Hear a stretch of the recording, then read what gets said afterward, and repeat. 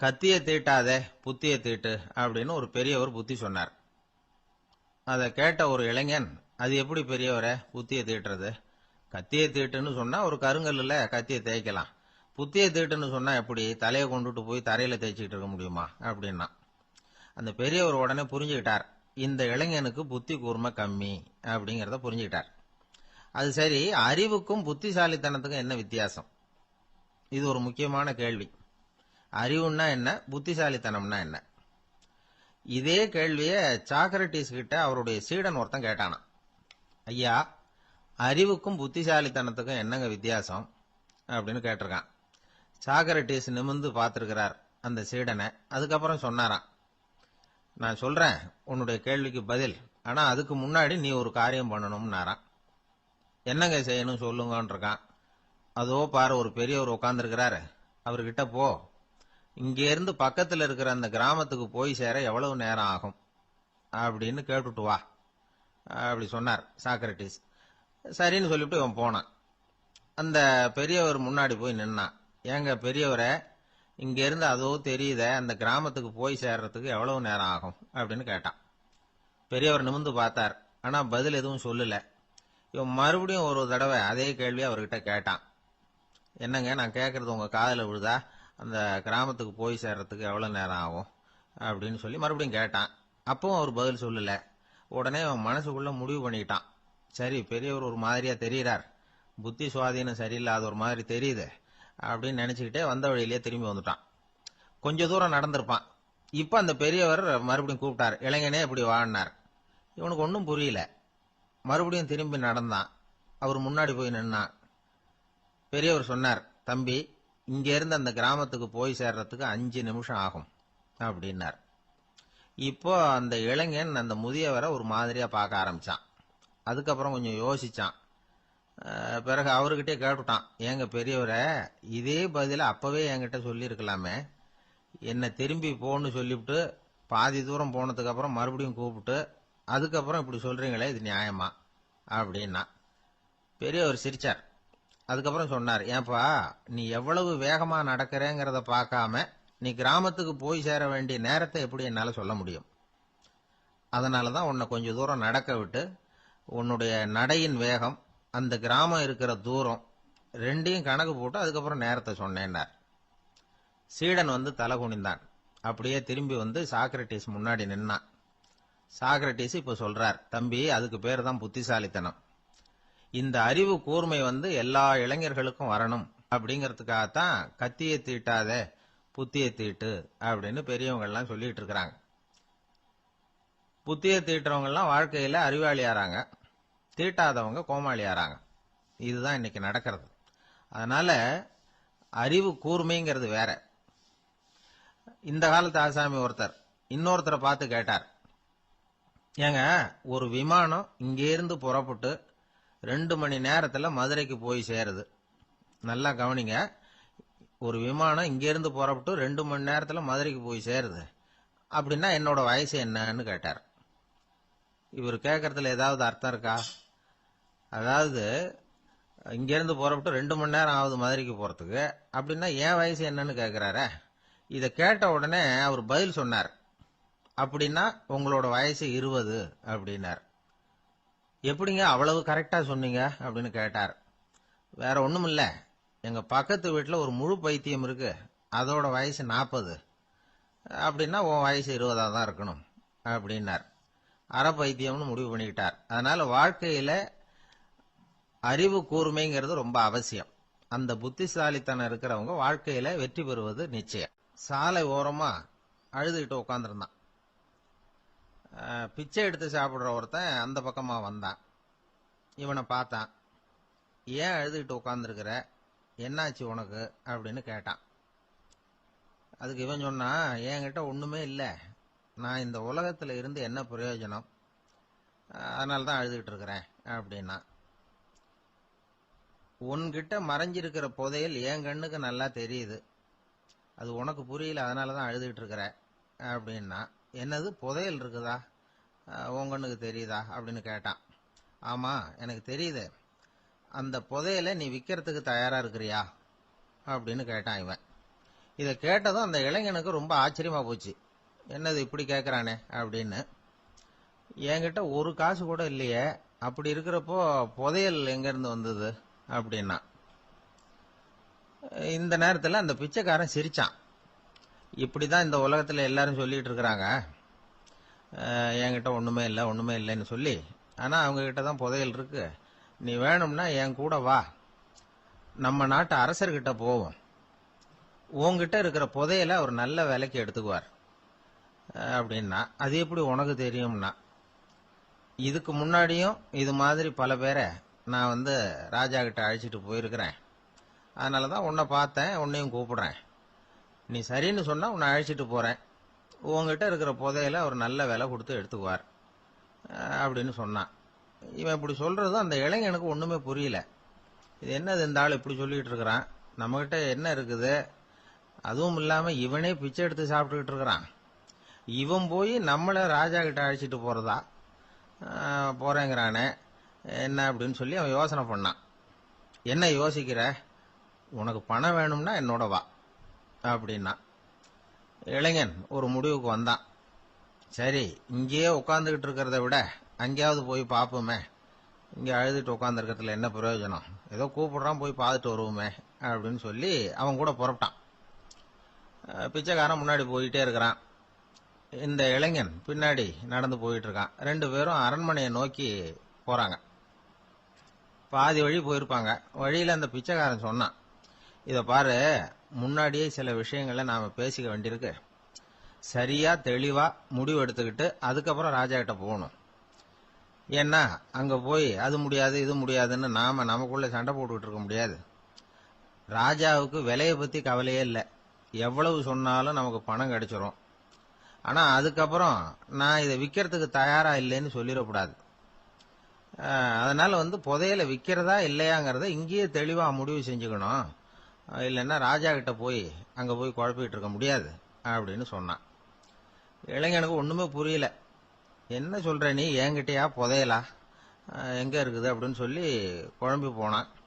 இப்போ அந்த பிச்சைக்காரன் சொன்னான், இத பாரு, இப்போ உதாரணத்துக்கு உன்னுடைய கண்களை எடுத்துக்கோ, அதுக்கு நீ என்ன விலை கேட்டுற போற.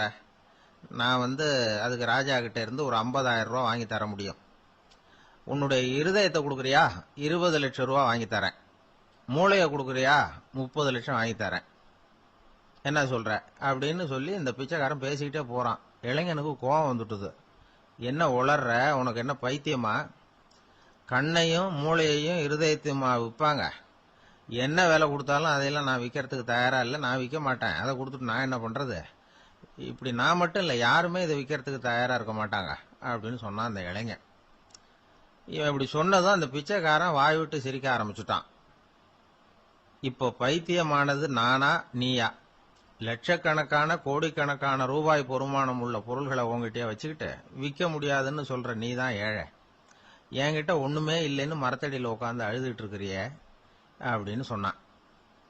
இன்னைக்கு பாத்தீங்கன்னா பல பேர் தன்கிட்ட புதைஞ்சிருக்கிற ஆற்றலை புரிஞ்சிக்க முடியாம அவதிப்பட்டு இருக்கிறாங்க.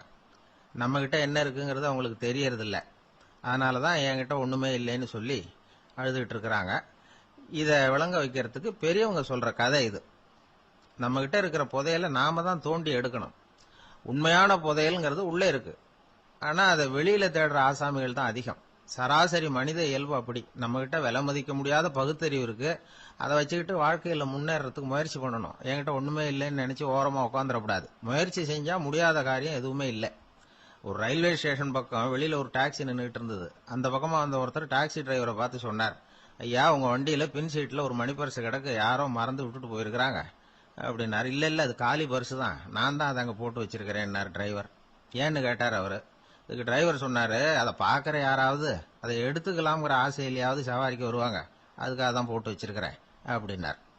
ஒரு நண்பர் அவசர அவசரமா என்கிட்ட ஓடி வந்தார். அப்புறம் சொன்னார், என்னால நம்பவே முடியல சார், என் பையனா இப்படி அப்படின்னு சொல்லி ஆச்சரியப்பட்டார்.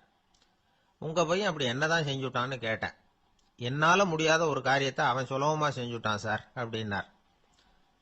அது என்ன, உங்களால முடியாத காரியத்தை அவன் செஞ்சுட்டாங்கிறீங்க, அது என்ன காரியம்னு தான் சொல்லுங்களேன். என்ன 5ஆம் வகுப்புல அவன் ஒரே தடவையில பாஸ் ஆயிட்டான் சார், அதாவது ஒரே அட்டம்ப்ட்ல பாஸ் ஆயிருக்கிறான் அப்படின்னார். மூச்சு வாங்க. கஷ்டப்பட்டு பரீட்சை எழுதினவன் அவன், இவருக்கு மூச்சு வாங்குது. நம்மால செய்ய முடியாத ஒரு காரியத்தை இன்னொருத்தர் செய்யும் போது அது நமக்கு ஆச்சரியமா தெரியுது. இப்ப சர்க்கஸ் பாக்குறோம், அங்க ஒருத்தர் அந்த இடத்துல தொங்குறார். அதை பாக்குறப்போ அது நமக்கு ஆச்சரியமா தெரியுது. ஏன்னா அது மாதிரி அந்த இடத்துல தொங்குறதுங்கிறது நம்மால முடியாத காரியம். நம்மால முடியாத ஒண்ண அடுத்த ஒருத்தர் ரொம்ப சுலபமா செய்யறப்போ நாம மருள்வது இயற்கை. இதைத்தான் தொல்காப்பியம் மருட்கை அப்படின்னு சொல்லுது. இந்த வியப்பு இருக்குதே, இது 4 வகையில ஏற்படுதான். அதையும் தொல்காப்பியம் தான் சொல்லுது. அது என்ன 4 வகை அப்படின்னா, முதல் வகை எப்படின்னா புதுமையான அரிய செயல்களை செய்வது.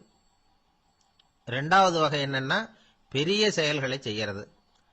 3வது வகை எப்படின்னா மிக நுட்பமான செயல்களை செய்யறது.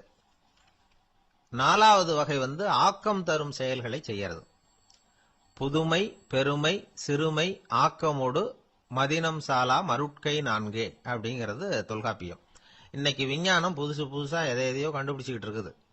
அந்த கண்டுபிடிப்புகளை எல்லாம் பாக்குறப்போ ஆரம்பத்துல ஆச்சரியமா இருக்கு, அதுக்கப்புறம் நமக்கு பழகி போடுது.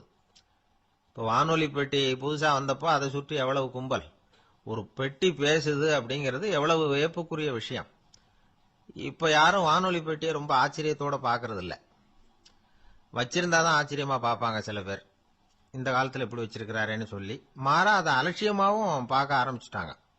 மதினம் சாலா மருட்கை அப்படின்னு ஒரு சொற்றொடர் வருது பாருங்க, அதுல கருத்தாழம் உண்டு. எதை பத்தியும் போதுமான அளவு புரிஞ்சிக்காதப்போ ஒருத்தர் ஆச்சரியப்படுறார். புரிஞ்சுகிட்டதுக்கு அப்புறம் ஆச்சரியம் மறைஞ்சு போடுது. மிக நுட்பமான செயல்களும் நம்மளை ஆச்சரியப்பட வைக்குது. ஒரு அரிசியில ஒரு திருக்குறள் எழுதி காட்டுறாங்க, ஒரு முட்டை ஓட்டுக்குள்ள ஓவியம் தீட்டி காட்டுறாங்க. கருங்கல் சிற்பங்கள்ல எவ்வளவு நுட்பமான வேலைப்பாடுகள், அதையெல்லாம் பார்த்து ஆச்சரியப்படுறோம்.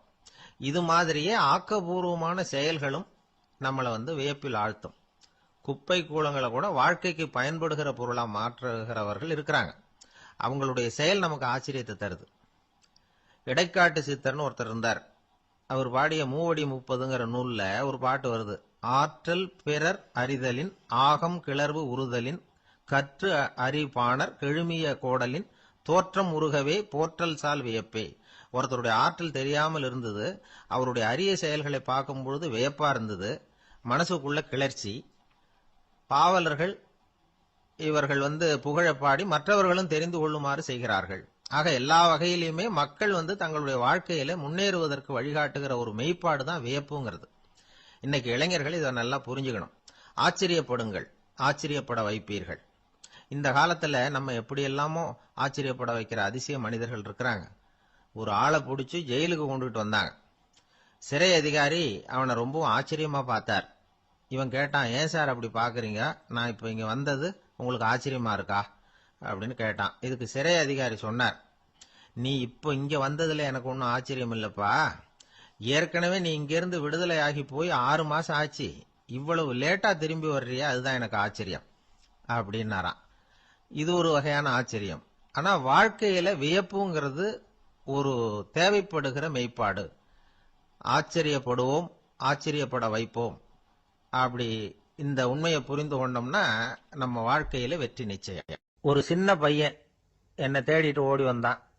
ஒரு கதை சொல்லுங்கன்னா, சொந்தமா எதுவும் தெரியாதேன்னு. உங்களுக்கு சொந்தமா எதுவும் தெரியாதுன்னு எனக்கும் தெரியும் அப்படின்னா. இந்த பையன் அடிக்கடி என்கிட்ட கதை கேட்கிறவன், அதனால என்னோட ரகசியம்லாம் அவனுக்கு அத்துப்படி.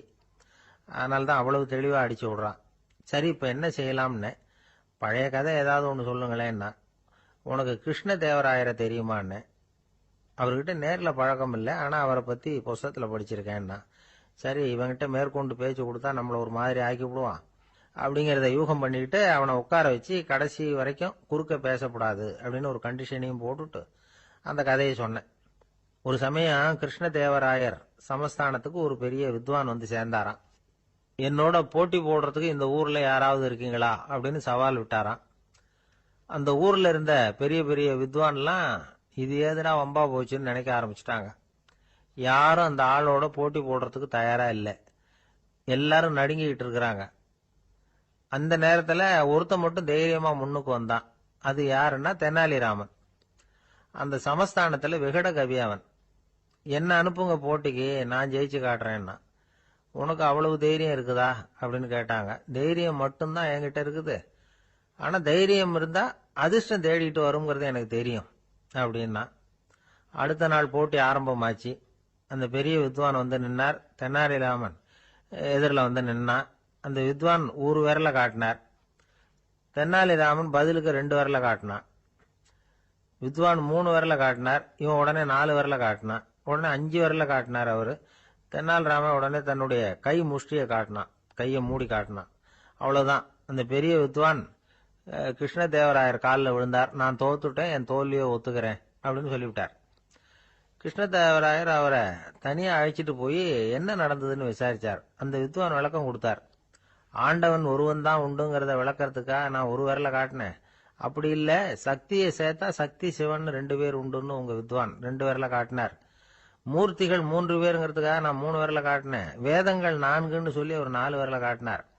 பஞ்சபூதங்கள் 5ன்னு நான் 5 விரல காட்டினேன். அதையெல்லாம் அடக்கி ஆளணும்னு சொல்லி அவர் கையை மூடி உறுதியா காட்டினாரு. அடடா, உங்க வித்வானுக்கு எப்பேற்பட்ட அறிவு! அவர் தான் ஜெயிச்சார், நான் தோத்துட்டேன் அப்படின்னார் அவர். அப்படி சொல்லிவிட்டு அவர் போயிட்டார். அதுக்கப்புறம் தெனாலிராமனை கூப்பிட்டு என்னப்பா நடந்தது அப்படின்னு கேட்டாராம். அதுக்கு தெனாலிராமன் விளக்கம் கொடுத்துருக்கிறான். அவன் முதல்ல என்ன கொன்னுடுவேன்னு அந்த வித்வான் ஒரு விரல காட்டினான். உடனே ஒரு 2 கண்ணையும் தோண்டி போடுவேங்கிறதுக்காக நான் 2 விரல காட்டினேன். உனக்கு நாமம் போட்டுருவேன்னு சொல்லி 3 விரல காட்டினான். அதை அழிச்சிருவேன்னு 4 விரல காட்டினேன். உன்னை அரைஞ்சிருவேன்னு அவன் 5 விரல காட்டினான். நான் உங்களை குத்தி போடுவேன்னு சொல்லி கையை மூடி காட்டினேன் அப்படின்னா. இப்ப பாருங்க, ஜெயிச்சது யார்? தைரியம் மட்டும் இருந்துட்டா அதிர்ஷ்டம் தானா தேடி வருங்கிறது எவ்வளவு உண்மையா போச்சு. அதனால நாம எப்பவும் தைரியமா இருக்கணும்னு சொல்லிவிட்டு என் எதிரில் கதை கேட்டுட்டு உட்காந்துருந்த சின்ன பையனை பார்த்தேன். அவன் என்னை நிமிர்ந்து பார்த்தான். அவன் தன்னோட கை கால் 2ஐயும் ஒரு மாதிரியா என் முன்னால தூக்கி 20 விரல காட்டினான். எனக்கு ஒன்றும் புரியல. இதுக்கு என்னப்பா அர்த்தம்னு கேட்டேன். இதே கதையை இதுக்கு முன்னாடி என்கிட்ட 20 தடவை நீங்க சொல்லியிருக்கீங்கன்னு அர்த்தம் அப்படின்னு. வாழ்க்கையில ரொம்பவும் அடிபட்டு அல்லல் போட்டுக்கிட்டு இருக்கிற ஒருத்தர் வந்தார். மனசு ரொம்பவும் நொந்து போய் பேசினார். இந்த உலகத்துல மனுஷனா பிறந்ததை விட மாடா பிறந்திருக்கலாம் சார் அப்படின்னார். திடீர்னு வந்து என்கிட்ட இப்படி சொன்னா அதுக்கு நான் என்னங்க பண்ண முடியும் அப்படின்னேன். உங்ககிட்ட வரணும்னு தோணுச்சு, அதனால வந்தேன் அப்படின்னார். சரிங்க, இப்படி ஒரு யோசனை வந்ததுக்கு என்ன காரணம் அப்படின்னு சொல்லி அவர்கிட்ட கேட்டேன். அதுக்கு அவர் சொன்னார், என் பையனுக்கு வேலை தேடுறேன் கிடைக்கல, பொண்ணுக்கு மாப்பிள்ளை தேடுறேன் கிடைக்கல, வீடு கட்டுறதுக்கு கடன் கேட்கறேன் கிடைக்கல. மாடா பிறந்திருந்தா இது மாதிரி கவலையெல்லாம் கிடையாதுல்ல, பேசாம வைக்கோலை தின்னுகிட்ட அசை போட்டுக்கிட்டே கடந்து விடலாமே அப்படின்னாரு அலட்சியமா. அதுக்கப்புறம் தான் அவர் சொன்ன கருத்தை நானும் கொஞ்சம் அசை போட ஆரம்பிச்சேன் மனசுக்குள்ள. இப்போ இயற்கையை பொறுத்த வரைக்கும் அது நாம எல்லாரும் மகிழ்ச்சியா வாழணும் அப்படின்னு தான் விரும்புது. விலங்குகள், பறவைகள், தாவரங்கள், அப்புறம் மற்ற உயிரினங்கள் எல்லாமும் நல்லபடியா இருக்கணும் அப்படிங்கிறது தான் இயற்கையோட விருப்பம். அதுல ஒன்றும் சந்தேகம் இல்லை. இயற்கையோட அமைப்பை கொஞ்சம் கவனிச்சு பார்த்தா அதை நாம நல்லா புரிஞ்சுக்கலாம். இருந்தாலும் இந்த ஆள் சொன்னதை கேட்ட பிறகுதான் ஒரு முக்கியமான வேறுபாடு புரிஞ்சுது. அதாவது, இந்த உலகத்துல உள்ள முக்கியமான பிரச்சனைகள் 6. அந்த 6 பிரச்சனைகளும் ஆடு மாடுகளுக்கு கிடையாது, மரம் செடி கொடிகளுக்கு கிடையாது. ஆனா மனுஷன் அந்த 6 பிரச்சனைகளையும் சந்திக்க வேண்டியிருக்கு. சரி, அந்த 6 பிரச்சனைகள் என்னென்ன தெரியுமா? முதல்ல, இந்த ஆடு மாடுலாம் நமக்குன்னு சொந்தமா ஒரு வீடு இல்லையே அப்படின்னு கவலைப்பட்டுக்கிட்டு இருக்கிறது இல்ல. ஆனா மனிதனுக்கு வீடு தேவைப்படுது. இது ஒரு வித்தியாசம். இப்ப 2வது பிரச்சனை என்னன்னா ஆடை பிரச்சனை. ஒரு கோழியோ சேவலோ நாம போட்டுக்கிறதுக்கு ஒரு சட்டை இல்லையே அப்படின்னு கவலைப்படுறது இல்ல. ஆனா மனுஷனுக்கு அந்த கவலை உண்டு. சரி, இப்ப 3வது என்னன்னு பார்த்தா கல்வி பிரச்சனை. ஒரு பசுமாடு கவலையோட நின்றுகிட்டு இருக்கு அப்படின்னு வச்சுக்குவோம். நீங்க அதுகிட்ட போய், ஏன் பசுமாட கவலையோட நின்றுகிட்டு இருக்கிற அப்படின்னு கேக்குறீங்க. என் கண்ணுக்குட்டிக்கு எல்கேஜியில் இடம் கிடைக்கல, டொனேஷன் கொடுக்கறதுக்கு கையில பணமும் கிடையாது, சிபாரிசுக்கு யாரை பிடிக்கிறதுன்னு தெரியல, இப்படியா சொல்லிட்டு இருக்கோம். அதுக்கு அந்த கவலையெல்லாம் கிடையாது. ஆனா மனிதனுக்கு அந்த கவலை உண்டு. 4வது என்னன்னு பாத்தீங்கன்னா வேலை வாய்ப்பு பிரச்சனை. வேலை கிடைக்கலையே அப்படின்னு வேப்ப மரம் கவலைப்படுறது இல்ல, ஆனா மனுஷன் கவலைப்படுறான். 5வது என்னன்னு பார்த்தா கல்யாண பிரச்சனை. எரும மாடு, பசு மாடு எல்லாம் பொண்ணுக்கு மாப்பிள்ளை தேடிக்கிட்டாலே இது பேப்பர்ல மணமகன் தேவை அப்படின்னு விளம்பரமா கொடுக்குது, அதெல்லாம் கிடையாது. ஆறாவது என்னன்னு பாத்தீங்கன்னா பணம் சம்பந்தமான பிரச்சனை. ஆடு மாடுலாம் பணத்தை சேமிக்கணும்னோ ஏதாவது நிதி நிறுவனத்துல முதலீடு பண்ணணும்னோ நினைச்சுக்கிட்டு இருக்கிறது இல்ல. பணத்தை எப்படி காப்பாத்துறது அப்படிங்கிற கவலையும் அதுகளுக்கு கிடையாது. குதிரை குளம்போட பிறகுது, அதனால அது காடு மேடெல்லாம் கவலை இல்லாம தெரியலாம். ஆடு உடம்புல ரோமத்தோட பிறகுது, அதனால அது குளிரை பத்தி கவலைப்பட வேண்டிய அவசியம் இல்லை. ஆனா மனுஷனை பாத்தீங்கன்னா அவன் தான் ஒண்ணுமில்லாம பிறக்கிறான். ஏன் இந்த பாகுபாடு அப்படின்னு கேட்டா இத பத்தி கொஞ்சம் சிந்திச்சு பார்க்கணும். அதாவது இந்த சந்தேகத்தை ஒரு பெரியவர்கிட்டையும் கேட்டேன். அவரு சொன்னார் இதுக்கு பதில். அவர் இதே கேள்வியை இயற்கை கிட்ட கேட்டாராம். இயற்கை பதில் சொல்லிச்சான். வேற யாருக்கும் கொடுக்காத ஒரு வலுவான கருவிய, ஒரு பவர்ஃபுல் வெப்பன் மனுஷனுக்கு கொடுத்திருக்கிறேன்னு, அந்த கருவியை உபயோகப்படுத்தி அந்த 6 பிரச்சனையை மட்டும் இல்ல 6 கோடி பிரச்சனைகள் இருந்தாலும் அதையெல்லாம் சமாளிக்கலாம். அது கருவி என்ன தெரியுமா? அதுதான் 6வது அறிவு. அதை உபயோகப்படுத்தினா காலுக்கு செருப்பு தயார் பண்ணிக்கலாம், குளிருக்கு போர்வை தயார் பண்ணிக்கலாம், என்ன வேணும்னாலும் செய்யலாம் அப்படின்னு இயற்கை பதில் சொல்லிச்சான். அதனால நாம செய்ய வேண்டியது என்னன்னா இயற்கையை முதல்ல சரியா புரிஞ்சுக்கணும். இயற்கையின் படைப்பையே நாம சரியா புரிஞ்சுக்கிறது இல்லையே, அதுதான் வேதனை. இந்த கதையை கேளுங்க. இப்ப நகரத்திலிருந்து ஒரு ஆளு கிராமத்துக்கு வந்தான். அங்க ஒரு சிறுவன் மாடு மேய்ச்சிக்கிட்டு இருந்தான். நகரத்து ஆள் சொன்ன, எவ்வளவு அழகான பசு, அது சரி இதுக்கெல்லாம் ஏன் கொம்பு இல்லைன்னா. இதுக்கு அந்த பையன் பதில் சொன்னான், பசுமாட்டுக்கு கொம்பு இல்லாததுக்கு பல காரணங்கள் உண்டு. கண்ணுக்குட்டியா இருந்தா கொம்பு இருக்காது, பசு வளர்ந்து பெருசானதுக்கு அப்புறம் தான் கொம்பு முளைக்கும், இது ஒரு காரணம். சில சமயம் வளர்ற கொம்பு எடுத்து விடுறது உண்டு, அது ஒரு காரணம். ஆனா இதுக்கு ஏன் கொம்பு இல்லைன்னு கேக்குறீங்க, அதுக்கு என்ன காரணம்னா இது பசு இல்ல குதிரை அப்படின்னானா. அந்த காலத்துல எல்லாம் படிக்கிறதுங்கிறது எப்படி தெரியுமா? குருகுல வாசம் செஞ்சு படிக்கணும். ஆசிரியருங்கிறவர் ஆசிரமத்தில் இருப்பார். அங்க போய் அவருக்கு தொண்டுகள் செய்யணும். துணிகள்லாம் துவைச்சு போடணும். தூங்கும்போது காலை பிடிச்சி விடணும். புழுக்கமா இருந்தா விசிறி மட்டை எடுத்து விசிறணும். அப்படியே அப்பப்ப அவர் சொல்லி கொடுக்குற பாடத்தையும் கத்துக்கணும். அவர் சொல்லி கொடுக்குற பாடங்களை ஓலைச்சுவடிகள்ல எழுதிக்கணும். இதுதான் குருகுல வாசம்ங்கிறது. இப்ப மாதிரிலாம் கிடையாது. ஆக குருகுல வாசம்ங்கிறது மனசையும் பண்படுத்தும், அறிவையும் பண்படுத்தும். அப்படி ஒரு பயிற்சி அது. அந்த காலத்துல பஞ்சபாண்டவர்கள் ஒரு குருகுலத்துல படிக்க போனாங்களாம். ஏற்கனவே அங்க ஒரு 15 பேர் இருந்திருக்கிறாங்க. இவங்களையும் சேர்த்து மொத்தம் 20 பேர்.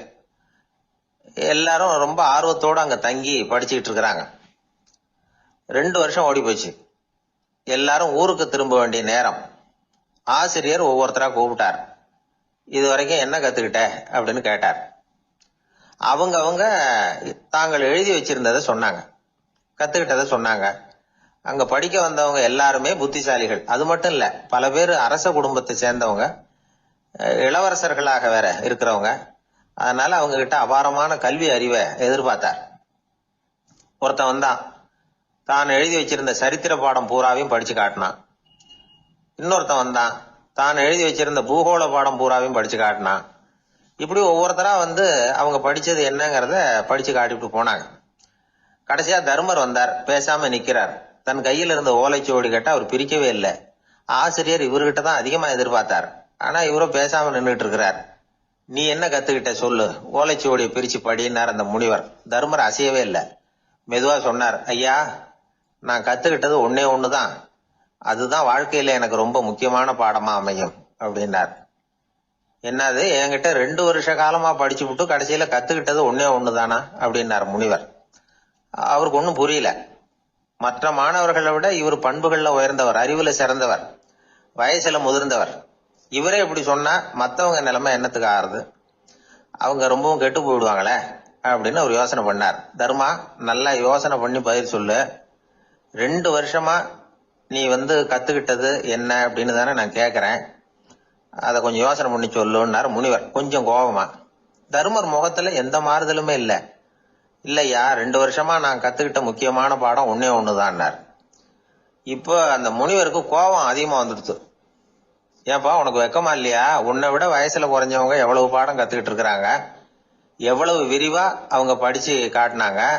நீயும் கூட நிறைய குறிச்சு வச்சிருக்கிற போல இருக்க, அதை ஏன் பிரிச்சு படிக்க கூடாது அப்படின்னார். ஐயா நான் சொல்றது உங்களுக்கு ஏமாற்றமா இருந்தா என்ன மன்னிக்கணும். நான் ரொம்ப முக்கியமா கத்துக்கிட்டு இருக்கிறது ஒன்னே ஒண்ணுதான், மத்த எதையும் சொல்றதுக்கு விரும்பலன்னார். மாணவர்கள்லாம் சிரிச்சுட்டாங்க. முனிவருக்கு கோபம் அளவுக்கு மீறி வந்துட்டு ஓங்கி அரைஞ்சு விட்டார் தருமரை அவர் கன்னத்துல. தருமர் கண்ணை செவந்து போட்டுது, கண்கள் கலங்கி போச்சு. ஆனாலும் அவர் அமைதியை இழக்கல, தலை குனிஞ்சு நிக்கிறார். இவருடைய புடிவாதம் முனிவருக்கு இன்னும் ஆத்திரத்தை உண்டாக்கி விட்டது. இன்னொரு கண்ணத்திலே அரைஞ்சார். எல்லாரும் பயந்து போய் அமைதியா நின்றுட்டு இருக்கிறாங்க. முனிவர் கத்துறார், அப்படி நீ கத்துக்கிட்ட அந்த முக்கியமான பாடம் தான் என்ன, அதையாவது சொல்லு அப்படின்னார். ஐயா, அதை மட்டும் ஒரு ஓலைச்சுவடியில தனியா குறிச்சு வச்சிருக்கிறேன், இந்தாங்க இதை நீங்களே படிச்சு பாருங்கன்னார். தருமர் ஓலைச்சுவடியை நீட்டினார். முனிவர் அதை வாங்கி பிரிச்சார், சத்தம் போட்டு படிச்சார். என்ன எழுதியிருக்காருன்னா, எப்படிப்பட்ட சோதனை ஏற்பட்டாலும் நிதானம் இழந்து கோபத்துக்கு ஆளாக கூடாது அப்படின்னு. இதுதான் அந்த ஓலைச்சுவடியில அவர் எழுதி வச்சிருந்தது. அந்த ஒரு கணத்திலேயே முனிவரும் எல்லா மாணவர்களும் தர்மரை புரிஞ்சுக்கிட்டாங்களாம். அவர் கத்துக்கிட்டது ஏட்டு சுரக்காய் இல்ல, வாழ்க்கையில பயன்படக்கூடிய முக்கியமான அனுபவ பாடம். முனிவர் கண்கள்ல கண்ணீர். தர்மரை அன்போட கட்டி தழுவிக்கிட்டார். அப்புறம் சொன்னார், தர்மா, என்ன மன்னிச்சுரு, நீ மாணவன் இல்ல, ஆசிரியன். நான் இதுவரைக்கும் தெரிஞ்சுக்காத அனுபவ பாடத்தை நீ இப்ப எனக்கு கத்து கொடுத்துட்ட அப்படின்னு சொன்னாராம். அதனால நிதானம் தவறக்கூடாதுங்கிறது ரொம்ப முக்கியமான ஒரு செய்தி. ஒரு ஆசிரியர் மாணவனை ஒரு கண்ணத்துல ஓங்கி அரைஞ்சுட்டார். இவன் நிதானம் தவறல, அமைதியா நின்றுகிட்டு இருந்தான். அவரு ஒரு தடவை அரைஞ்சதும் எப்படி உன்னால நிதானம் தவறாம இருக்க முடிஞ்சுது அப்படின்னு கேட்டாங்க நண்பர்கள். அவன் சொன்னான், நான் நிதானம் தவறி இருந்தா எங்க வாத்தியார் இன்னொரு கண்ணத்திலயும் அரைஞ்சிருப்பார், அது அதை விட பலமா இருக்கும், அதனாலதான் நான் அப்படி இருந்தேன் அப்படின்னு நானா. ஆக நாம தெரிந்து கொள்ள வேண்டியது, வாழ்க்கையில நிதானம் தவறாமல் இருக்க வேண்டும். அதுதான் வெற்றியின் ரகசியம். ஒரு பெரிய காடு, அந்த காட்டுக்கு மத்தியில ஒரு ஆசிரமம். அங்க ஒரு முனிவர் இருந்தார். பல இடங்கள்ல இருந்து வர்ற குழந்தைகளுக்கு அவர் பாடம் சொல்லி கொடுத்துக்கிட்டு இருக்கிறார். ஏழை பணக்காரர் அப்படிங்கிற வித்தியாசம்லாம் கிடையாதுங்க. எல்லாரும் அவர்கிட்ட தங்கள் பிள்ளைகளை அனுப்பி வச்சாங்க. மன்னர்களுடைய பிள்ளைங்க கூட அங்க அவர்கிட்ட தான் படிக்கிறதுக்கு வருவாங்க. ஆனா அந்த முனிவரை பொறுத்த வரைக்கும் எல்லா பிள்ளைங்களும் ஒண்ணுதான். இது யார் வீட்டு பிள்ளைன்னு எல்லாம் பார்க்க மாட்டார், எல்லாரும் சமம். மாணவர்கள்லாம் அங்கேயே மாச கணக்குல வருஷ கணக்குல தங்கி இருந்து பாடம் கத்துக்கிட்டு போறது வழக்கம். அவரா பார்த்து போன்னு சொல்ற வரைக்கும் அங்கேயே இருக்கணும், படிக்கணும். குருகுல வாசம். ஒரு சமயம் ஒரு ராஜகுமாரனும் அவர்கிட்ட படிச்சுக்கிட்டு இருந்தான். அவனுக்கு ஒரு 15 வயசு இருக்கும். சில வருஷம் கழிச்சு அந்த முனிவர் தன்கிட்ட இருக்கிற மாணவர்களுக்கெல்லாம் பரீட்சை வச்சார். அவங்களுடைய அறிவு முதிர்ச்சியை கணிக்கிறதுக்காக பல சோதனைகள்லாம் வச்சார். ஒவ்வொருத்தரா பார்த்து, இனிமே நீங்க உங்க வீட்டுக்கு போகலாம் அப்படின்னு சொல்லி அனுப்பி வச்சுக்கிட்டு இருக்கிறார். எல்லாரும் போயிட்டாங்க.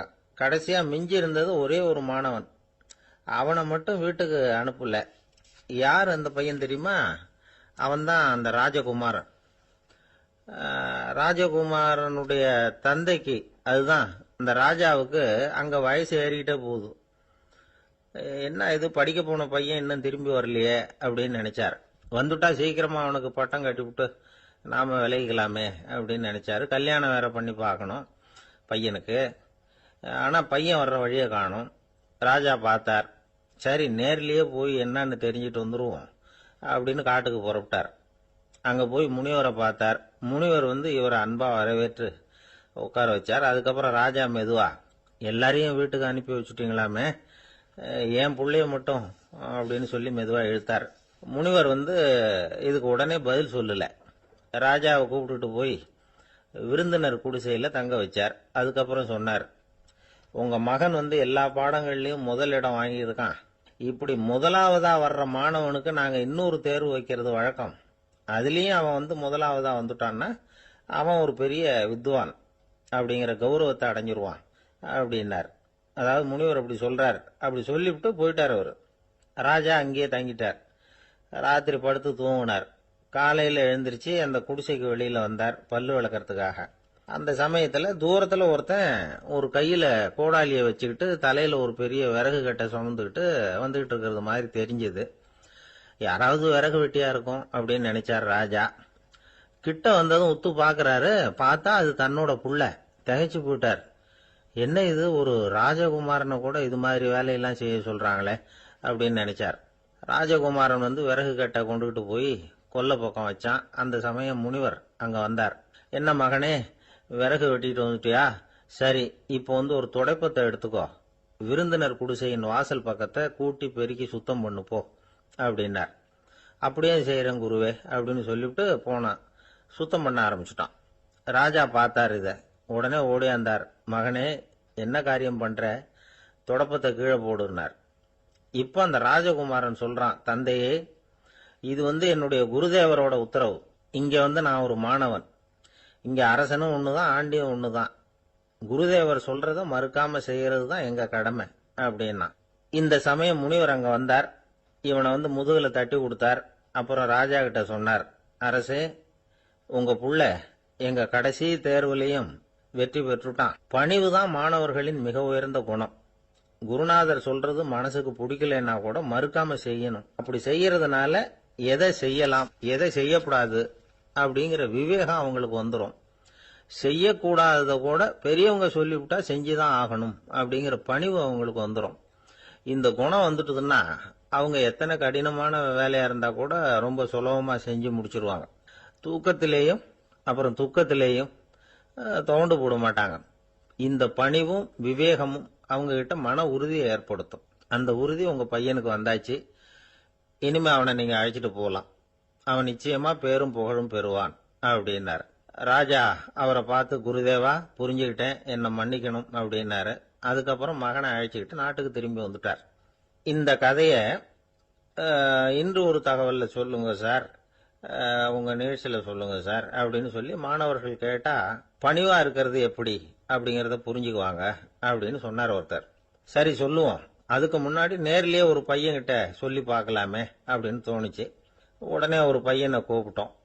ஏன்பா, உங்க வாத்தியார் உனக்கு இது மாதிரி ஒரு பரீட்சை வச்சா என்ன பண்ணுவேன் அப்படின்னு கேட்டோம். நானும் அப்படிதான் சார் நடந்துக்குவேன். விறகு வெட்டுவேன், தொடப்பத்தினால கூட்டி சுத்தம் பண்ணுவேன், உடனே செஞ்சு முடிச்சிருவேன் சார் அப்படின்னா. பலே, பரவாயில்லையே அப்படின்னோம். ஆமா சார், அப்படி செஞ்சாதானே வீட்டுக்கு அனுப்புவார், இல்லைன்னா இன்னொரு வருஷம் இங்கே இருந்து படின்னு சொல்லி விடுவாரு, அதனால அப்படி செய்வேன் அப்படிங்கிறான் அந்த பையன். அவர் ஒரு நாள் வீட்டு திண்ணையில உட்காந்துருந்தாராம். அப்போ தெருவில் ஒரு பிச்சைக்காரன் அந்த வழியா வந்திருக்கிறான். பிச்சை கேட்டிருக்கான். அந்த சமயத்துல தர்மர் வேற ஏதோ வேலையா இருந்திருக்கிறார். அதனால பிச்சைக்காரனை பார்த்து, நாளைக்கு வா அப்படின்னு சொல்லிவிட்டார். அவனும் சரின்னு சொல்லிட்டு போயிட்டான். பீமன் இத பார்த்துக்கிட்டு இருந்தான். உடனே அவன் என்ன செஞ்சான் தெரியுமா? ஒரு முரசை எடுத்துக்கிட்டு கிராமத்தை நோக்கி ஓடனான். முரசை அடிச்சுக்கிட்டு ஏதோ சொல்ல ஆரம்பிச்சுட்டான். தர்மருக்கும் இது தெரிய வந்தது. அவருக்கு ஒன்றும் புரியல. என்னாச்சு உனக்குன்னு கேட்டார். பீமன் சொன்னான், நான் கிராம மக்களுக்கு ஒரு செய்தியை தெரிவிக்க போறேன் அப்படின்னா. என்ன செய்தின்னார். எங்க அண்ணன் காலத்தை வென்றுட்டார் அப்படிங்கிற செய்தியை சொல்ல போறேன்னா. நான் காலத்தை ஜெயிச்சுட்டேனா, எதனால அப்படி சொல்ற அப்படின்னு கேட்டார். நீங்க பிச்சைக்காரனை நாளைக்கு வர சொன்னீங்களே, அதனாலதான் அப்படின்னா. அதனால என்னன்னார். நீங்க அவனை நாளைக்கு வான்னு சொன்னீங்க, நீங்க நிச்சயமா நாளைக்கு இருப்பீங்களா? அந்த பிச்சைக்காரனை நாளைக்கு உயிரோட இருப்பானா? நாளைக்கு நீங்க இருந்தாலும் பிச்சை போடக்கூடிய மனோபாவம் உங்களுக்கு இருக்குமா? பிச்சை நிச்சயம் போடுவீங்களா? நாளைக்கு வரைக்கும் அவன் பிச்சைக்காரனாவே இருப்பாங்கிறது என்ன நிச்சயம்? நாளைக்கு உங்க சந்திப்பு நிச்சயம் நடக்குமா? அதனாலதான் நீங்க காலத்தை ஜெயிச்சுட்டீங்க அப்படின்னு சொல்லி அவ்வளவு நிச்சயமா நான் முடிவு பண்ணிவிட்டேன்.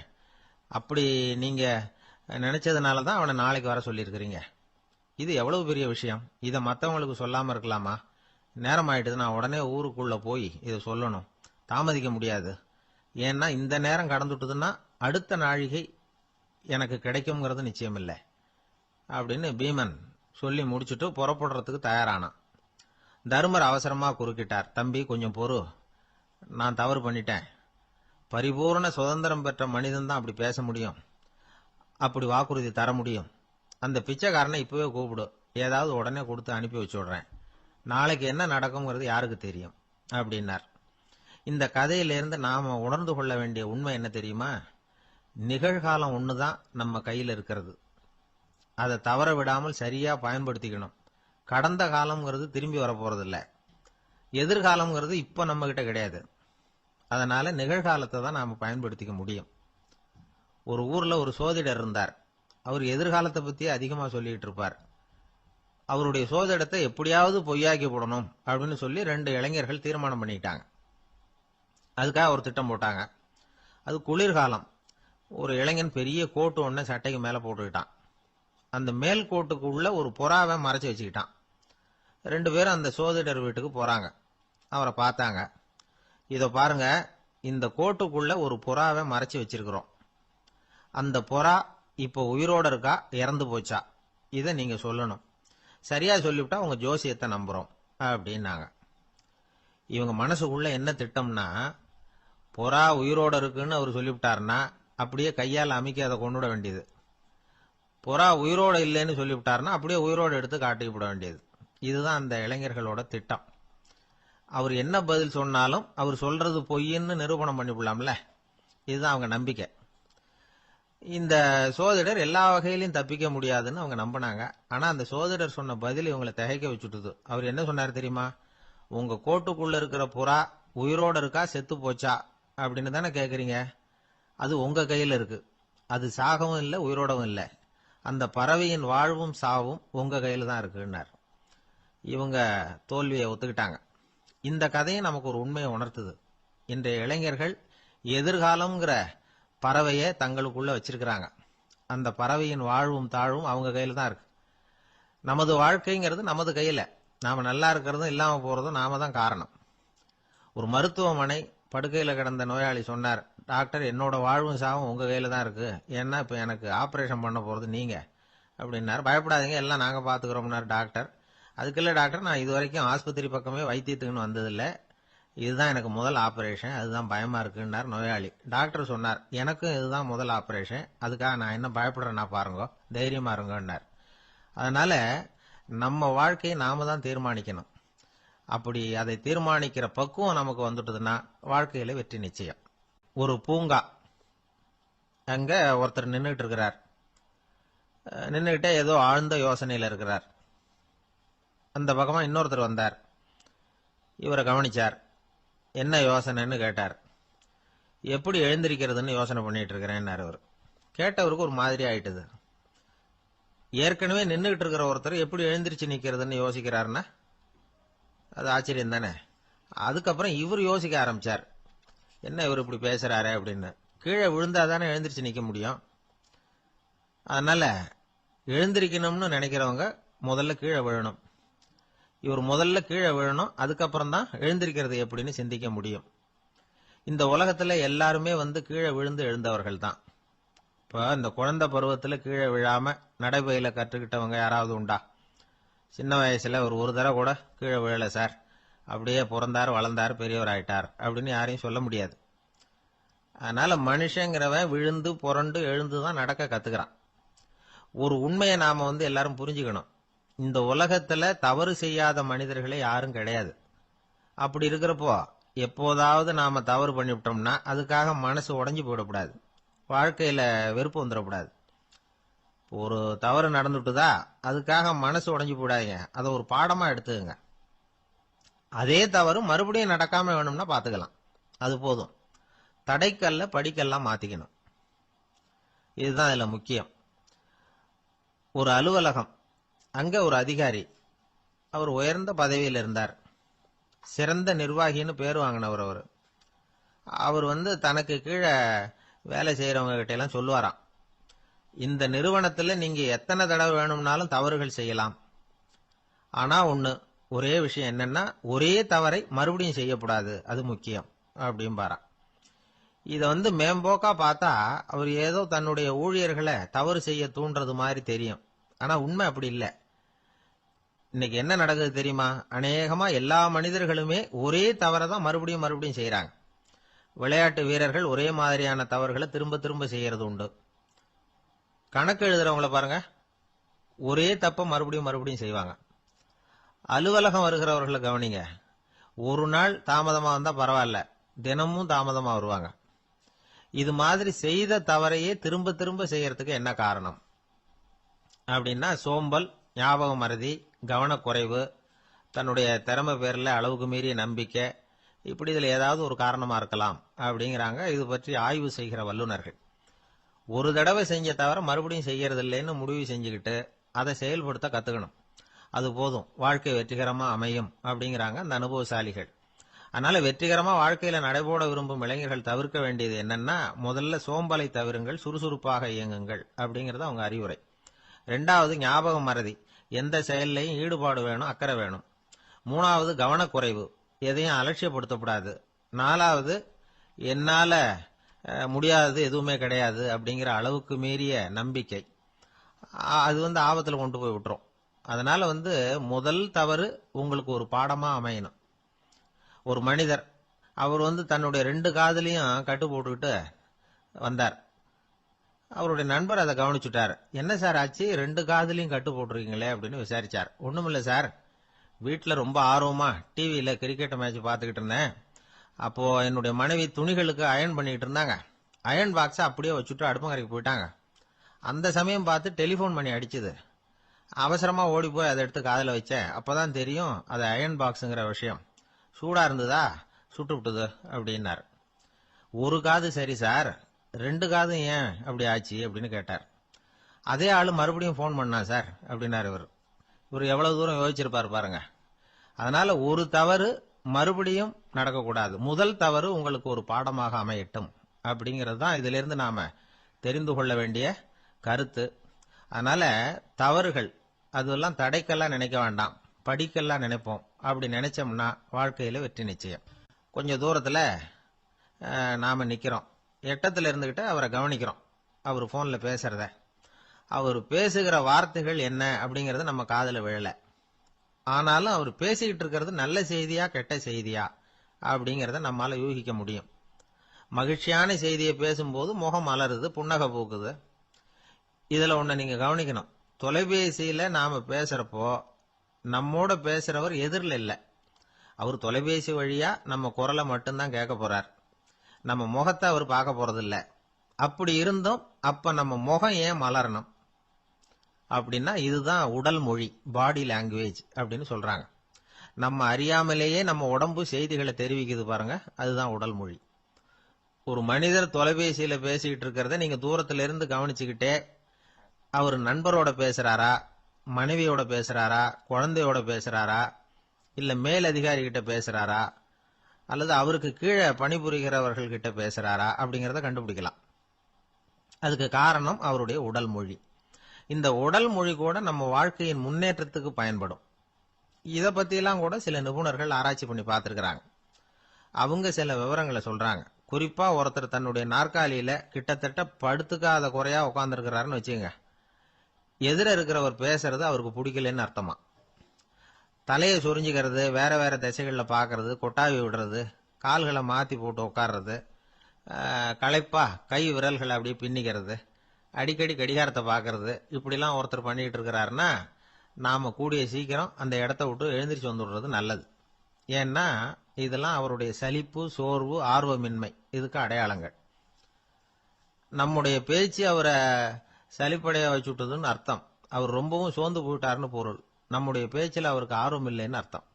அதே நேரத்தில் நாற்காலியின் நுனியில அமர்ந்து உடலை முன்னுக்கு நகர்த்தி எதிர இருக்கிறவரின் கண்களை பார்த்துக்கிட்டே பேசினாலும் சரி அல்லது பேச்சை கேட்டாலும் சரி, உங்க பேர்ல மற்றவங்களுக்கு உள்ள பிடிப்பு அதிகரிக்கும். நாம எப்படிப்பட்டவர்ங்கிறத நம்ம உடம்பும் நடை உடை பாவனையும் அடுத்தவங்களுக்கு காட்டி கொடுத்துரும்.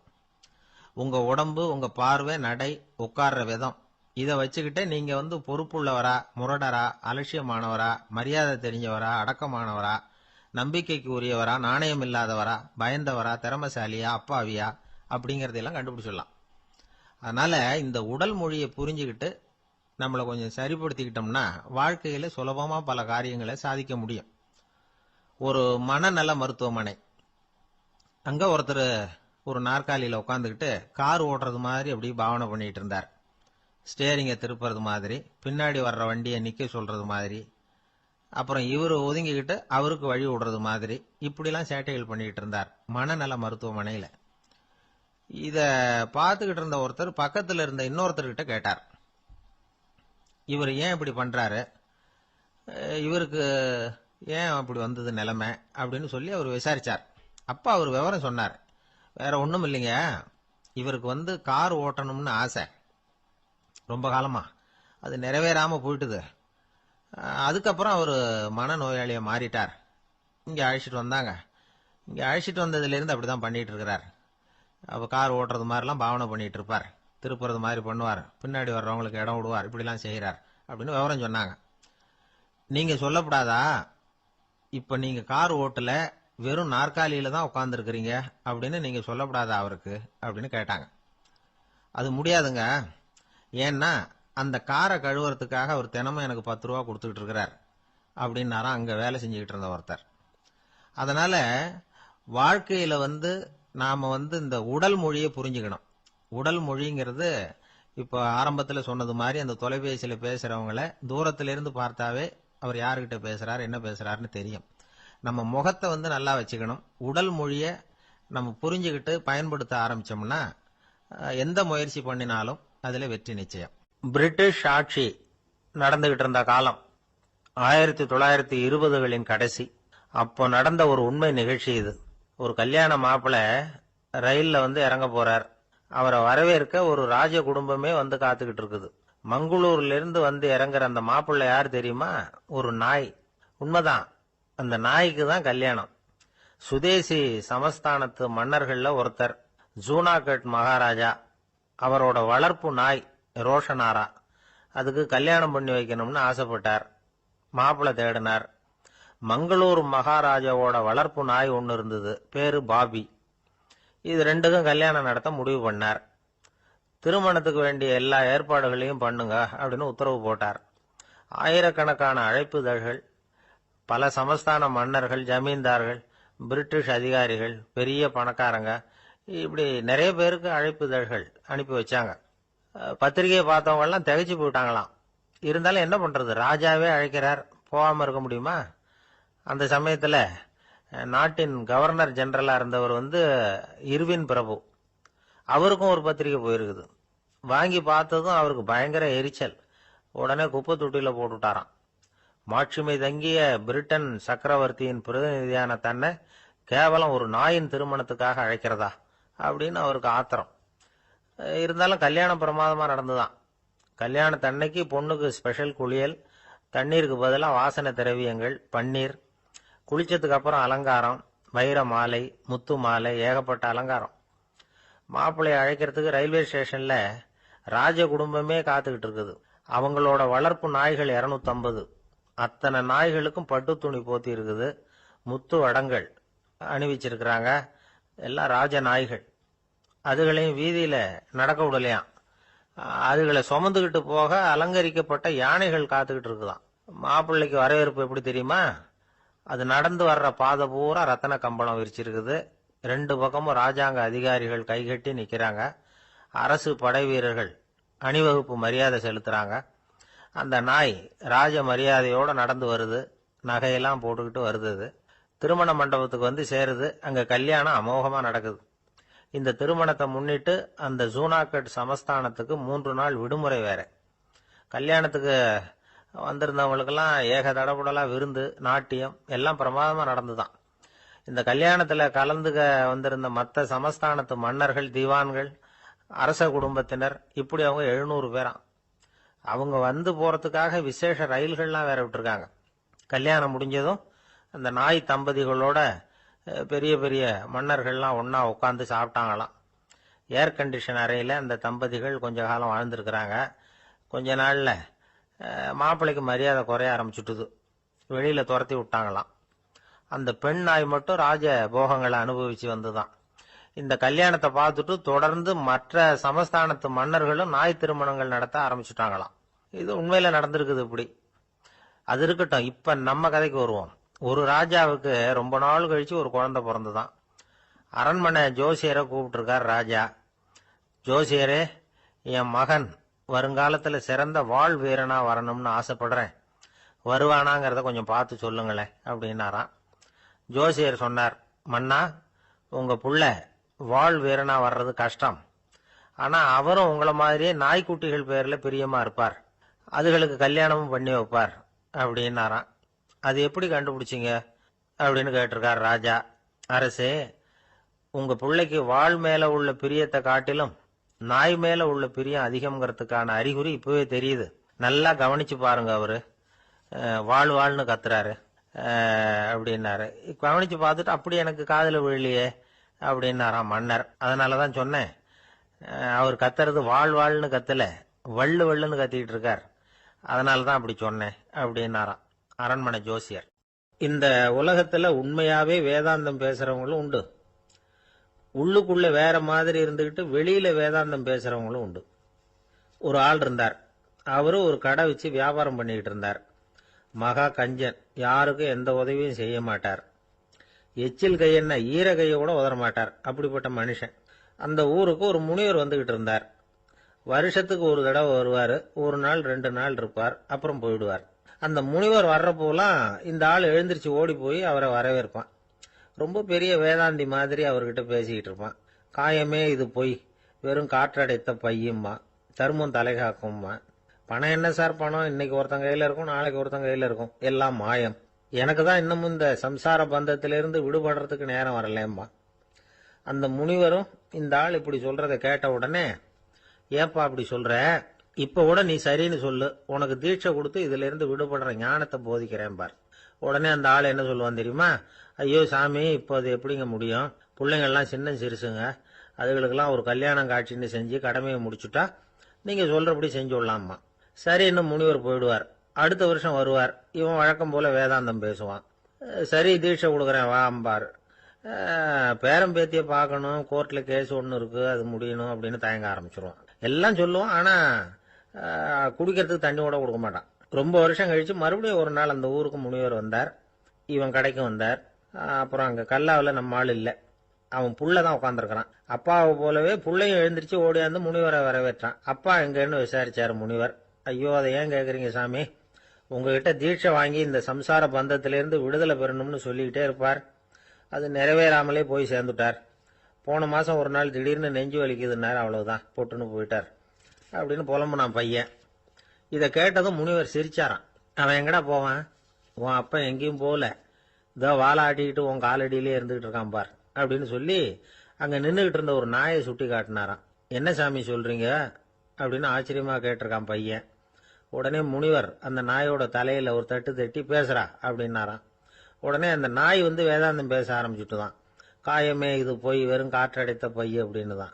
முனிவர் சொன்னார், அடே இப்பவும் ஒன்னும் கெட்டு போல, நீ விரும்புனா சொல்லு, உனக்கு தீட்சை கொடுத்து என் பின்னாடியே அழைச்சிட்டு போயிடுறேன், அங்க அழைச்சிட்டு போய் உனக்கு ஞானத்தை போதிக்கிறேன், வர்றியா அப்படின்னு கேட்டிருக்காரு. உடனே அந்த நாய் சொல்லிச்சான், ஐயோ அதை ஏன் கேக்குறீங்க சாமி, நான் உண்ணாம தின்னாம ஏராளமான சொத்து சேர்த்து வச்சுட்டேன். என் பிள்ளைங்க அதோட பெருமை தெரியாம ராத்திரி நேரம்லாம் கதவை திறந்து போட்டுட்டு தூங்கிடுவாங்க. அதனால இப்படி நாயா பிறந்து ராத்திரி பகலா சுத்தி சுத்தி காவல் காத்துட்டு கிடக்கிறேன். இப்ப எப்படி சாமி வர முடியும் அப்படின்னு கேட்டுதான். அறியாமையிலேயே சுகம் கண்டு இப்படி இருக்கிற ஆளுங்களுக்கு எப்படி விடுதலை கிடைக்கும், எப்ப விடுதலை கிடைக்கும் அப்படின்னு கேட்கிறார் தசாவதானி, திருக்குறள் பேர் ராமையா. அவர் கேட்கறது நியாயம் தானே. இந்த காலத்து பையன் ஒருத்தன் அப்பா கிட்ட சொன்னான், அப்பா இன்னைக்கு நான் 1 ரூபா மிச்சப்படுத்தி விட்டேன் அப்படின்னு. நானும் அப்படியா, என்னடா பண்ணேன்னு கேட்டிருக்காரு அப்பா. டவுன் பஸ்ல ஏறாம அது பின்னாடியே ஓடியாந்தேன், 1 ரூபா மிச்சம் தானே அப்படின்றான். அட பாவி, ஒரு ஆட்டோ பின்னாடி ஓடியாந்துருந்தா 10 ரூபா மிச்சமாயிருக்குமே, வேஸ்ட் பண்ணிட்டியே அப்படின்னாராம் அந்த அப்பா. ஒரு கோவில்ல ஆன்மீக சொற்பொழிவு நடந்துகிட்டு இருக்குது. ஒரு பெரியவர் பேசிக்கிட்டு இருக்கார். கடவுளை பத்தியும் சொர்க்கத்தை பத்தியும் மனுஷனை பத்தியும் அவர் விவரமா பேசுறார். எல்லாரும் உட்கார்ந்து கேட்கறாங்க. அந்த கூட்டத்துல ஒரு தத்துவ ஞானியும் உட்கார்ந்துருக்கிறார். அவரு அவருடைய நண்பர். பேசி முடிச்சதும் அந்த பெரியவர் மேடையை விட்டு இறங்கினார். நேரா அந்த தத்துவ ஞானி கிட்ட வந்தார். எப்படி இருந்தது என்னுடைய பேச்சு அப்படின்னு கேட்டார். நீங்க பேசினது ஒண்ணுக்கு ஒண்ணு முரண்பாடா தெரிஞ்சது அப்படின்னாராம் இவரு. நான் என்ன அப்படி தப்பா பேசிவிட்டேன் அப்படின்னாராம் அவரு. கடவுளை நம்புகிறவன் சொர்க்கத்துக்கு போவான்னு சொன்னீங்க, அப்புறம் நல்ல விதமா வாழறவன் சொர்க்கத்துக்கு போவான்னு சொன்னீங்க அப்படின்னாராம். இதுல என்ன முரண்பாடுன்னு கேட்டிருக்காரு அவர். இதுலதான் முரண்பாடு தெரியுது எனக்கு. அதாவது இங்க ஒருத்தன் எல்லா தப்பும் பண்ணிட்டு இருக்கிறான், அவன் கடவுளை நம்பினான்னா அவன் சொர்க்கத்துக்கு போவானா, இது என்னுடைய முதல் கேள்வி. இல்லைன்னா ஒருத்தன் எந்த தப்பும் பண்ணல, ரொம்ப ஒழுங்கா வாழ்ந்துகிட்டு இருக்கிறான், ஆனா அவன் கடவுளை நம்பல, அவன் என்ன நரகத்துக்கு தான் போவானா. கடவுள் நம்பிக்கை உள்ள ஒரு திருடன் என்ன ஆவான், எங்க போவான். கடவுள் நம்பிக்கையே இல்லாத ஒரு நல்லவன் என்ன ஆவான், எங்க போவான். ஒருத்தன் இங்க கடவுள் நம்பிக்கையோட வாழறது முக்கியமா அல்லது நல்லவனா வாழறது முக்கியமா, இதுதான் இவர் கேட்ட கேள்வி. இதை கேட்டதும் அந்த பெரியவர் குழம்பி போயிட்டார். அவர் சொன்னது நியாயம் தானே. கடவுளை நம்புறவன் தான் சொர்க்கத்துக்கு போவான்னா பேசாம கடவுளை நம்பிக்கிட்டு இந்த உலகத்துல எல்லா தப்பும் பண்ணிட்டு இருக்கலாமே. பேச்சாளர் குழப்பத்தோட வீட்டுக்கு போனார். படுத்து தூங்கினாரு. ஒரு கனவு வந்தது. கனவுல அவர் ஒரு ரயில்ல வேகமா போயிட்டு இருக்கிறார். எதிரில் உட்கார்ந்து இருக்கிறவரை பார்த்து நாம இப்ப எங்க போறோம்னு கேட்டார். சொர்க்கத்துக்கு போயிட்டு இருக்கிறோம் அப்படின்னாங்களாம். ரயில் போய் நின்னுது. இவர் இறங்கினார். இங்க கௌதம புத்தர் இருப்பார், சாக்ரட்டிஸ் இருப்பார், அவங்கள பார்க்கறதுக்கு ஒரு நல்ல வாய்ப்பு அப்படின்னு நினைச்சுக்கிட்டே அங்கேயும் இங்கேயும் பார்த்தார். அங்க யாருமே இல்லை. ஒரே பாலைவனம் மாதிரி இருக்குது. பச்சை இல்லை, பசுமை இல்லை, பூக்கள் இல்லை, மரம்லாம் மொட்டையா நிக்குது. எலும்பும் தோலுமா சில முனிவர்கள் அங்கேயும் இங்கேயுமா உட்காந்துருக்கிறாங்க. இவர் அவங்க கிட்ட போய் இந்த புத்தர், சாக்ரட்டிஸ் இவங்கெல்லாம் எங்க இருக்கிறாங்கன்னு கேட்டாராம். அப்படி யாரும் இங்க இல்லையே, அவங்கெல்லாம் யாரு அப்படின்னு திருப்பி கேட்டிருக்கிறாங்க. இவருக்கு அதிர்ச்சியா போச்சு. அப்படின்னா அவங்க எங்க போயிருப்பாங்க? உடனே ரயில் நிலையத்துக்கு ஓடி வந்தார். அப்பதான் நரகத்துக்கு ஒரு ரயில் புறப்பட்டுக்கிட்டு இருந்தது அங்கிருந்து. அதுல ஏறி உட்கார்ந்தார். ரயில் வேகமா போச்சு. நரகம் நெருங்க நெருங்க காற்று குளிர்ச்சியா வீச ஆரம்பிச்சுதான். வெளியில பசுமையா இருந்துதான். அழகான மலர்கள், அழகான நீர்நிலைகள், நந்தவனங்கள், ரொம்ப அருமையா இருக்குது. ரொம்ப அங்க இருந்தவங்க எல்லாம் ரொம்ப மகிழ்ச்சியா உல்லாசமா வேற இருந்திருக்கிறாங்க. எங்க பார்த்தாலும் ஆடல் பாடல் உற்சாகம். இவர் ரயில விட்டு இறங்கினார். அவருக்கு சந்தேகம், இதுவா நரகம் அப்படின்னு விசாரிச்சிருக்கார். ஆமா, இதுதான் நரகம் நாங்களாம். எனக்கு ஒரு சந்தேகம் இருக்காரு, என்னன்னு கேட்டிருக்காங்க. கௌதம புத்தரும் சாக்ரட்டிஸும் லாவோஸும் இவங்க மாதிரி இன்னும் பல பேரும் கடவுள் நம்பிக்கை இல்லாதவங்க, அவங்க எல்லாம் இங்க இருக்கிறாங்களா அப்படிங்கறது தான் என்னுடைய சந்தேகம் அப்படின்னாரா. இப்ப அவங்க சொல்லியிருக்கிறாங்க, இப்ப நீங்க பாக்குறீங்களே பசுமையும் பச்சை பயிர்களும் ஆடல் பாடல்களும் அழகிய மலர்களும், இது எல்லாமே கௌதம புத்தரும் சாக்ரட்டிஸும் அது மாதிரி மகான்களும் இங்க வர ஆரம்பிச்ச பிறகுதான் உண்டாக ஆரம்பிச்சது. இந்த பிரதேசத்தை அவங்க அப்படியே மாத்திவிட்டாங்க. இப்போலாம் இங்க இருக்கிறவங்க யாரும் சொர்க்கத்துக்கு போறதுக்கே ஆசைப்படுறது இல்ல அப்படின்னாங்களாம். இந்த அதிர்ச்சியிலேயே அந்த பெரியவர் கனவு கலைஞ்சி மூழ்கிட்டார். இதுல இருக்கிற கருத்து என்னன்னா, நல்லவர்கள் எங்க இருக்கிறாங்களோ அந்த இடத்துக்கு பேர் தான் சொர்க்கம். சொர்க்கம் நரகம்ங்கிறதெல்லாம் ஆன்மீக பண்புகள், அவ்வளவுதான். ஒரு ஊர்ல ரெண்டு இணைபிரியாத நண்பர்கள். ஒருத்தன் கேட்டான், இப்ப கடவுள் நம்ம முன்னாடி உங்க ரெண்டு பேர்ல யாராவது ஒருத்தர் மட்டும் என்னோட சொர்க்கத்துக்கு வரலாம் அப்படின்னு கூப்பிட்டா நீ என்ன சொல்லுவேன்னு கேட்டானா. இவன் ரொம்ப பெருந்தன்மையா உன்னையே அழைச்சிட்டு போக சொல்லிடுவேன் அப்படின்னு இருக்கான். அப்படின்னா உனக்கு சொர்க்கம் வேணாமான்னு கேட்டிருக்கான் அவன். நீ என்னை விட்டுட்டு போனாவே அப்புறம் இந்த பூலோகமே எனக்கு சொர்க்கம் தாண்டா அப்படின்னு நானா இவன். ஒரு சின்ன பையன் வந்தான். அவனை பார்த்து ஒரு கேள்வி கேட்டோம். ஏன்ப்பா உங்க வீட்டுல அம்மா புத்திசாலியா அப்பா புத்திசாலியா அப்படின்னு. அவன் அலட்சியமா நம்மளை பார்த்து சிரிக்கிறான். என்ன சார் இது, இந்த காலத்துல இது கூட தெரியாம இருக்கிறீங்களே அப்படிங்கிறான். ஒரு சின்ன பையன் நம்மளை பார்த்து இப்படி கேட்டு விட்டானே அப்படின்னு நினைக்கிறப்போ நமக்கு ஒரு மாதிரி ஆயிடும். அதுக்கப்புறம்தான் இந்த தாத்தா பாட்டிலாம் சொல்ற ஒரு கதை ஞாபகத்துக்கு வந்தது. அது என்ன கதை தெரியுமா? ஒரு ஊர்ல ஒரு அம்மாவும் பிள்ளையும் இருந்தாங்களாம். அந்த மகனுக்கு திடீர்னு தேசாந்திரம் போய் வரணும்னு ஆசை வந்துட்டுது. ஊர் ஊரா போய் சுத்தி பார்க்கணுங்கிற ஆசை. அந்த அம்மாவுக்கு இது பிடிக்கல. மகனை பிரிஞ்சு இருக்கிறதுக்கு அவங்க மனசு இடம் கொடுக்கல.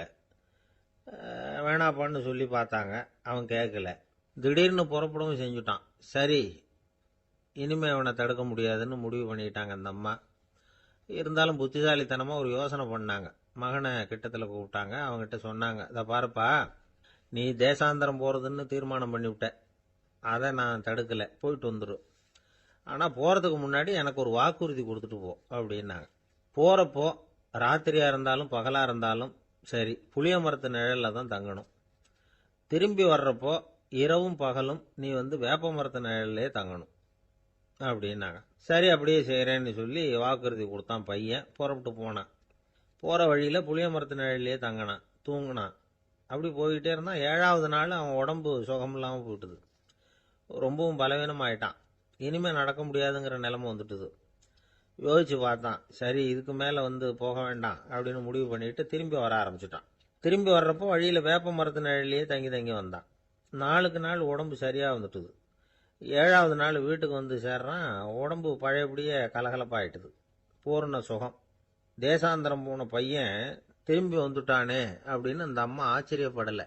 ஏன்னா அவங்களுக்கு தெரியும் இப்படி ஆகும்னு. பையன் சீக்கிரமா திரும்பி வரணுங்கிறதுக்காகத்தான் அவங்க அந்த யோசனையை சொன்னாங்க. என்ன விஷயம்ங்கிறதையும் அவங்களே சொன்னாங்க. மகனே, புளிய மரத்து நிழல் உடம்புக்கு உஷ்ணத்தை கொடுக்கும், சீக்க உண்டாக்கும். அதனால நீ தொடர்ந்து புளிய மரத்து நிழல்ல தங்கினாவே நோய்க்கு ஆளாயிட்ட. அதனால பயணத்தை முடிச்சுக்கிட்டு திரும்பி வரணுங்கிற முடிவுக்கு வந்துட்ட. திரும்பி வர்றப்போ நீ தங்கினது வேப்ப மரத்து நிழல், அது உடம்புக்கு குளிர்ச்சியை தரக்கூடியது, நோயை தீர்க்கக்கூடியது. அதனால சுகமா வீட்டுக்கு வந்து சேர்ந்துட்டேன். உன்னோட தேசாந்திர பயணத்தை தடுக்கிறதுக்காக தான் இப்படி பண்ணினேன் அப்படின்னாங்களாம் அந்த அம்மா. பாத்தீங்களா அம்மாவோட புத்திசாலித்தனத்தை? அப்பாவா இருந்தா இப்படியா பண்ணுவார்? ஒரு அப்பா பையன்கிட்ட 10 ரூபா கொடுத்து இதை எடுத்துக்கிட்டு அடுத்த ஊருக்கு போய் அங்க இருக்கிற மாமா கிட்ட இதை கொடுத்துட்டு வாடா, வழியில எங்கேயாவது மரத்தடியில படுத்து தூங்கி விடாதே அப்படின்னு எச்சரிக்கை பண்ணி அனுப்புனாராம். பையனுக்கு எச்சரிக்கையா வாழறது எப்படிங்கிறத கத்துக் கொடுக்கறதுக்காக இப்படி பண்ணார். அவன் பணத்தை வாங்கிட்டு போனான். அப்பா சொன்னதை மறந்துட்டு ஒரு மரத்தடியில படுத்து தூங்கிட்டான். அவனுக்கு தெரியாம அவன் பின்னாடியே போன அப்பா அவன் கையில இருந்த அந்த 10 ரூபாயை நைஸா எடுத்துட்டு வந்துட்டார். அவன் பையில தானே வச்சிருந்தான், அது தெரியாம எடுத்துட்டு வந்துட்டார். அவன் தூங்கிட்டு இருக்கான். எடுத்துட்டு ஒரு மறுபடியும் வீட்டுக்கு வந்துட்டார். பையன் முழிச்சுக்கிட்டு பைய தடவி பார்க்கறான், பணத்தை காணும். அழுதுகிட்டே திரும்பி வந்தான். அப்பா கிட்ட விஷயத்த சொன்னான். அப்பா சிரிச்சுக்கிட்டே சொன்னார், அதுக்கு தான்ப்பா ஆரம்பத்திலேயே எச்சரிக்கை பண்ணினேன், இனிமேலாவது நீ ஜாக்கிரதையா இருக்கணும் அப்படிங்கிறதுக்காக தான் இப்படி பண்ணினேன். அந்த பணம் எங்கேயும் போயிடல, நான் தான் அதை உனக்கு தெரியாம எடுத்து வச்சிருக்கிறேன். இதோ பாரு